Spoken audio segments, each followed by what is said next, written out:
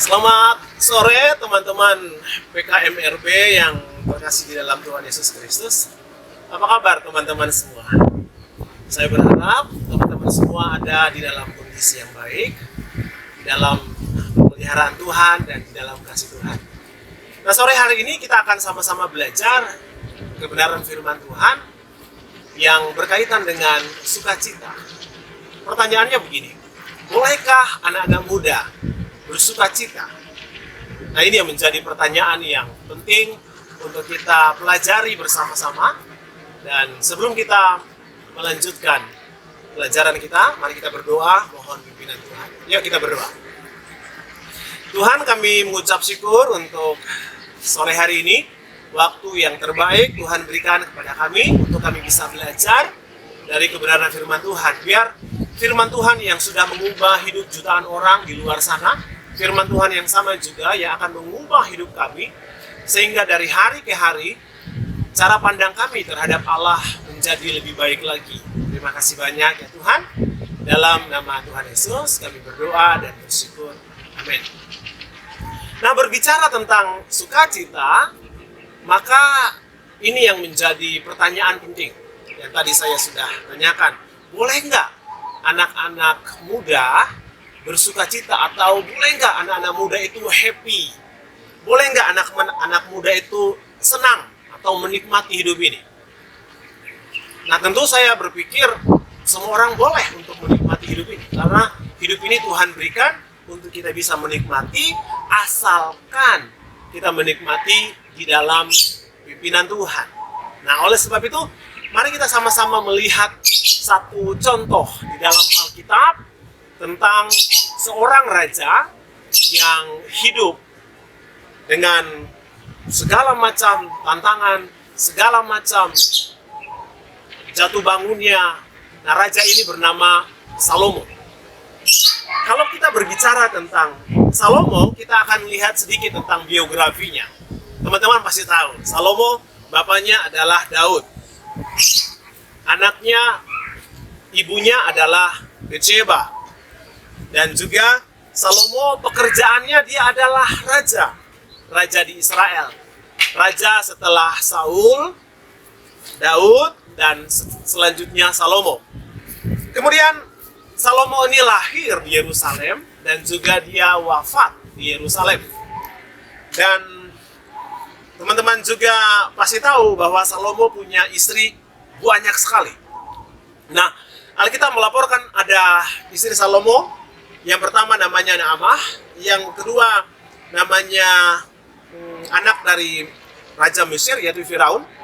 Nanti teman-teman bisa lihat di 1 Raja-Raja 3 ayat 1, nanti dijelaskan di sana tentang anak Firaun yang menjadi istri Salomo. Dan yang berikut, Salomo punya istri juga ada 1000 ternyata. Ya, selain yang tadi itu ada 1000 istrinya. Saya ingin kasih tahu aja buat kita. Mari kita sama-sama lihat dulu sebentar di 1 Raja-Raja pasal yang ke-11 ayat 1 sampai 3. 1 Raja-Raja pasal yang ke-11 ayat 1 sampai 3. Firman Tuhan berkata demikian. Adapun Raja Salomo mencintai banyak perempuan asing. Di samping anak Firaun, ia mencintai perempuan-perempuan Moab, Amon, Edom, Sidon, dan Het. Padahal tentang bangsa-bangsa itu Tuhan telah berfirman kepada orang Israel, janganlah kamu bergaul dengan mereka, dan mereka pun janganlah bergaul dengan kamu. Sebab sesungguhnya mereka akan mencondongkan hatimu kepada Allah-Allah mereka. Hati Salomo telah terpaut kepada mereka dengan cinta. Ia mempunyai 700 istri dari kaum bangsawan dan 300 gundik. Istri-istrinya itu menarik hatinya daripada Tuhan. Jadi ayat ini menjelaskan kepada kita bahwa Salomo punya istri ada 1000. 700-nya adalah istri dari kaum bangsawan dan 300-nya gundik. Begitu banyak. Sehingga kalau orang berpikir tentang kesenangan, orang berpikir tentang sukacita duniawi, maka Salomo orang yang tepat untuk kita melihat contoh-contoh bagaimana dia hidup di dalam sukacita yang begitu luar biasa, tapi secara duniawi. Nah, ini yang kita pelajari pada sore hari ini. Anaknya Rehabeam, anak Salomo, satu Rehabeam. Kalau teman-teman perhatikan di Matius pasal 1 dalam silsilah Tuhan Yesus itu dijelaskan di sana. Matius 1 ayat 7. Salomo memperanakan Rehabeam, Rehabeam memperanakan Abia, Abia memperanakan Asa di Matius pasal 1 ayat yang ke-7. Nah, oleh sebab itu ketika kita akan pelajari bagian firman Tuhan dari Pengkhotbah pasal yang ke-11 ayat yang ke-9, dia bilang begini, bersukarialah hai pemuda dalam kemudaanmu. Wah, ini yang tadi saya bilang. Anak-anak muda, kita boleh bersukacita. Tetapi sukacita yang seperti apa? Ini tanda tanya yang harus kita jawab bersama. Jadi, setiap anak-anak muda, kita boleh happy, kita boleh bersukacita. Tetapi ini yang Salomo tuliskan. Pengalaman-pengalaman dia dengan istri yang banyak, istri yang seribuan orang itu. Habis itu dia adalah raja. Habis itu dia punya kekuasaan. Dan dia punya semuanya. Dan di kitab Pengkhotbah ini dia menuliskan tentang nasihat kepada pemuda-pemudi. Dia bilang begini, bersukacitalah hai pemuda dan pemudi. Bersukacitalah, gak apa-apa. Di dalam kemudaanmu engkau boleh bersukacita. Orang bersukacita yang kayak gimana yang dibilang di situ? Dia bilang begini, biarlah hatimu bersuka. Jadi dibilang, biarlah hatimu bersuka. Salomo mengajarkan seperti itu. Biarlah hatimu bersuka. Jadi orang-orang yang bersukacita adalah orang-orang yang hatinya bersukacita. Yang kedua dia bilang, biarlah hatimu bersuka pada masa mudamu dan turutilah keinginan hatimu. Oke, silakan turuti keinginan hatimu. Apa saja, boleh, silakan, bebas. Ya. Terus yang berikut, ikutilah pandangan matamu. Wes. Jadi kalau hati kita sudah inginkan sesuatu, pandangan mata kita akan mengikuti. Maka kalau teman-teman baca dalam kejatuhan Adam dan Hawa, biasanya hatinya terpikat dengan buah, pandangan matanya menyukai itu, lalu akhirnya hatinya terpikat, akhirnya melakukan dosa.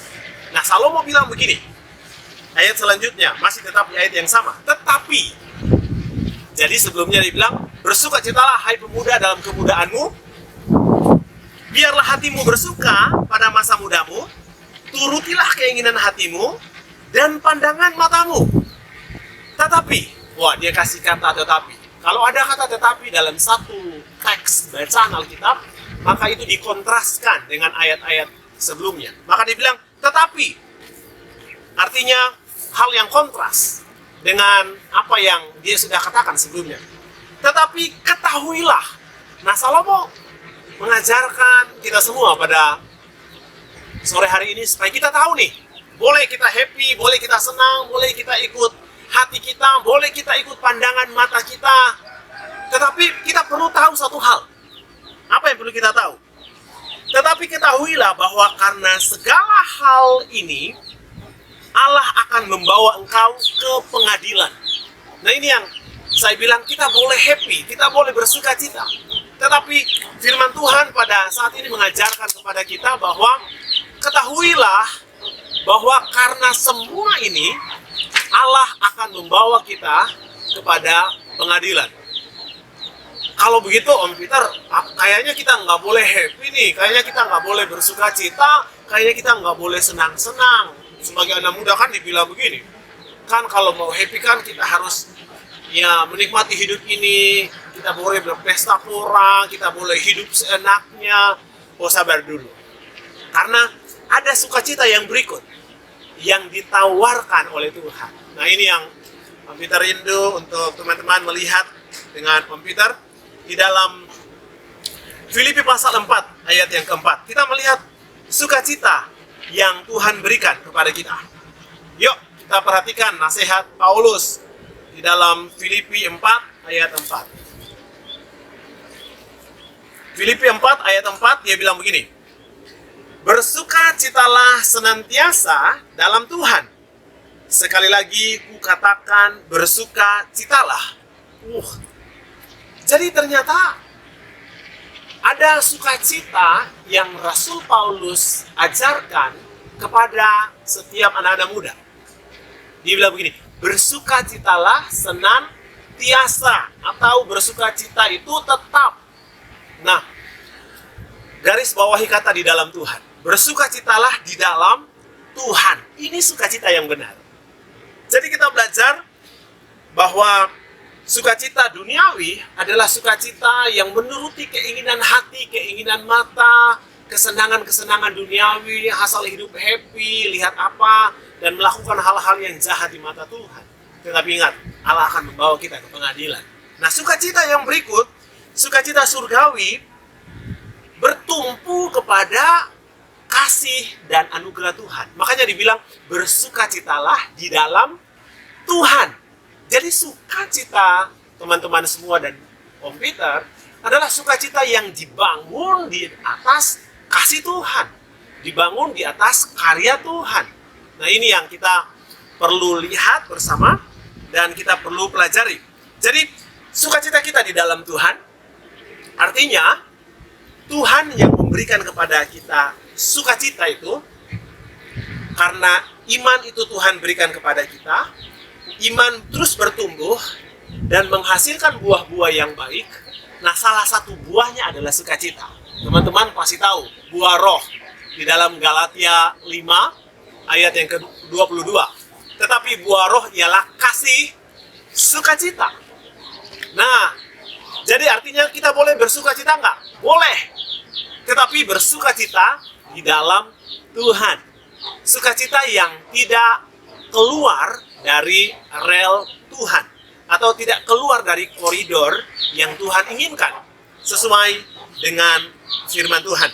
Jadi saya mau bilang buat teman-teman hari-hari ini, kalau di dalam kondisi pandemi ini lalu ada yang bilang, Om Peter saya udah nggak bersukacita nih, wah berarti ada yang salah nih. Karena sukacita yang sejati tidak dipengaruhi oleh situasi. Mau pandemi, mau tidak, sukacita yang sejati tidak dipengaruhi oleh keadaan. Jadi ini yang penting. Om Peter saya lagi patah hati, saya lagi putus cinta misalnya, jadi nggak bisa sukacita. Itu sukacita yang sifatnya datang dari luar. Tetapi mau apapun kondisi teman-teman dan juga Om Peter hari-hari ini, pastikan satu hal, bahwa sukacita kita tidak dipengaruhi oleh faktor-faktor dari luar. Karena sukacita kita dikerjakan dari dalam oleh Roh Kudus yang mengerjakan buah sukacita di dalam hati kita. Jadi kesimpulan yang perlu kita perhatikan pada sore hari ini adalah, ingat sukacita kita di dalam Tuhan. Kita boleh bersukacita, bahkan kita harus bersukacita karena Tuhan yang mengerjakan di dalam kita. Jadi sukacita kita tidak tergantung dengan kondisi yang ada di sekeliling kita. Entah baik, entah tidak baik, entah menyenangkan, tidak menyenangkan, sukacita kita tidak dipengaruhi oleh hal-hal demikian. Maka tadi Rasul Paulus menuliskan, bersukacitalah senantiasa. Teman-teman tentu tahu, surat ini ditulis ketika Rasul Paulus dalam penjara. Orang di dalam penjara tentu dia punya banyak alasan untuk tidak bersukacita. Tetapi Rasul Paulus memilih dan memutuskan untuk dia tetap bersukacita. Artinya penjara tidak bisa membatasi sukacita Paulus, karena sukacitanya ada di dalam. Jadi faktor eksternal tidak bisa menghambat sukacita, karena ada kasih Tuhan yang dialami setiap hari. Nah, sehingga kita lihat bagian terakhir Pengkhotbah pasal 12 ayat 1. Sebagai kesimpulannya, dia bilang begini, ingatlah akan penciptamu pada masa mudamu. Jadi, salah satu yang perlu kita lakukan bagian terakhir adalah ingat Tuhan pada masa mudamu. Kenapa kita perlu ingat Tuhan? Karena kita tahu bahwa sukacita itu Tuhan yang mengerjakan, bukan dunia, bukan sesuatu yang datangnya dari luar, tetapi Tuhan yang mengerjakannya. Nah, saya berdoa pada sore hari ini supaya teman-teman dan juga Om Peter, kita sama-sama mengalami sukacita bukan karena kita sedang dapat uang atau dapat kuota, atau kita sedang happy karena faktor-faktor yang lain. Kita punya pacar baru, atau kita mendapatkan satu hadiah, atau karena faktor-faktor eksternal. Enggak seperti itu. Tetapi kita sukacita karena kita sadar satu hal. Tuhan memberikan di dalam saya, dan Roh Kudus bekerja menghasilkan buah-buah yang baik, namanya sukacita, dan sukacita itu yang kita bagikan bagi orang lain. Dan semuanya itu hanya untuk satu tujuan, nama Tuhan dimuliakan. Om Peter pikir cukup untuk sore hari ini. Jika ada di antara teman-teman yang mungkin sedang punya pergumulan berat, pandang kepada Tuhan, karena Tuhan selalu memberikan kepada kita sukacita setiap saat. Yuk, mari kita berdoa. Tuhan, terima kasih untuk sore hari ini. Kami bersyukur untuk waktu yang baik. Kami belajar tentang sukacita, karena kami tahu bahwa sukacita datangnya dari Tuhan, dan Tuhan mengerjakannya di dalam hati kami. Tuhan, tolong, mungkin ada sudut pandang kami yang keliru tentang sukacita ketika kami mendapatkan hadiah, ketika suasananya baik, ketika mood kami baik, kami sukacita. Tetapi yang sebenarnya adalah sukacita yang sejati adalah datang dari Tuhan, dan Tuhan berikan di dalam hati kami. Dan kami mengucap syukur untuk itu. Hamba berdoa buat semua teman-teman pemuda PKMRB, kiranya Tuhan terus menolong mereka supaya mereka tetap kuat di dalam Tuhan, sekalipun ada di dalam kondisi yang sulit di masa pandemi ini, tetapi mereka tetap mau kuat di dalam Tuhan. Mungkin ada di antara mereka yang punya pergumulan berat, mungkin ada di antara mereka yang punya masalah yang banyak. Hamba tidak tahu, tetapi hamba percaya tangan Tuhan akan terus menolong teman-teman pemuda yang ada di gereja kami. Terima kasih banyak ya Tuhan, biarlah kami bisa bersukacita di dalam Tuhan setiap saat. Terima kasih banyak ya Bapak, di dalam nama Tuhan Yesus, Tuhan dan Juru Selamat kami yang hidup, kami berdoa dan mengucap syukur. Sampai jumpa teman-teman di PKMRB minggu depan. Tuhan Yesus memberkati kita semua.